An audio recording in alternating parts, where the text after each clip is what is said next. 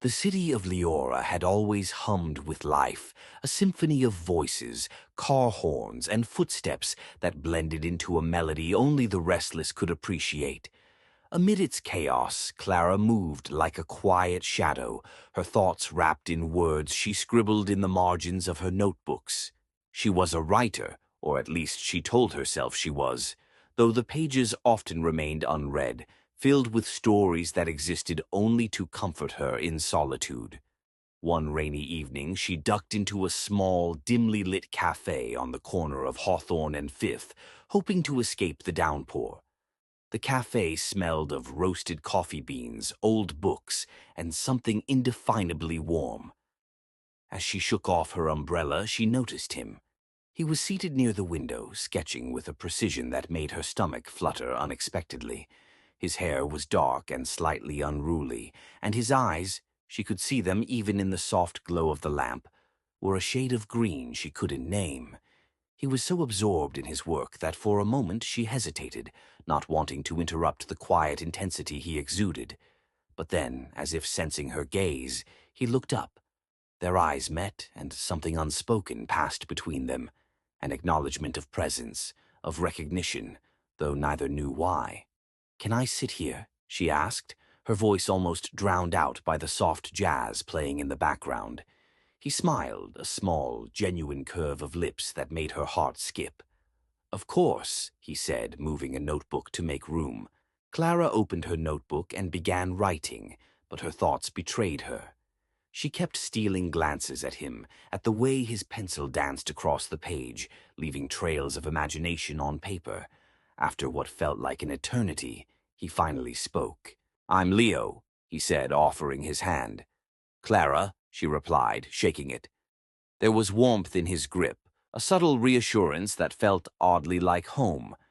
They talked for hours about books, art, the absurdity of city life, and dreams too fragile to share with anyone else.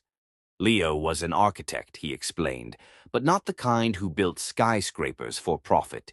He designed spaces that whispered stories, that felt like memories you hadn't lived yet. Clara found herself captivated, not just by his words, but by the sincerity behind them. Days turned into weeks.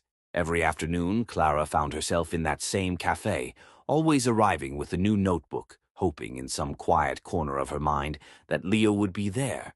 And he always was, as if the universe had drawn them to the same moment repeatedly. Their connection deepened, not in grand gestures, but in the minutiae of shared silences, in the brushing of hands while reaching for sugar, in the warmth of a shoulder brushing against another in a crowded room. One evening, Leo took her to a hidden rooftop garden he had designed himself, a secret sanctuary amidst the gray of the city. The garden was alive with lanterns that swayed in the wind, casting shadows that danced on the brick walls. The scent of jasmine hung thick in the air. He held her hand and led her to the center, where a small table held 2 cups of tea. "I wanted you to see it," he said softly. "Not just the garden, but all of it. The part of the city you can't notice unless you're looking for it." Clara looked around, awestruck. Every corner, every path, every flower seemed to pulse with life, as if it existed solely to welcome her. And then she looked at him, really looked, and something in her chest tightened with a mixture of fear and exhilaration. "Leo," she whispered, "it's beautiful." "Not as beautiful as you," he replied, and for a moment the world held its breath. Their first kiss was tentative, a question asked and answered in a heartbeat. It was soft, almost shy, yet it carried the weight of everything they had been holding back. The longing, the loneliness, the fragile hope that someone, somewhere, could see them fully and still choose to stay. As months passed, life didn't slow down, and the city continued to hum its relentless symphony. But Clara and Leo had found a rhythm within it, a quiet corner where the noise dulled and only their laughter and whispers mattered. They explored old bookstores, abandoned warehouses, secret gardens, and moonlit streets. They discovered each other's scars, fears, and dreams, and embraced them without hesitation. Yet love, as they learned, is not without trials. Clara's writing demanded time, and Leo's projects consumed him.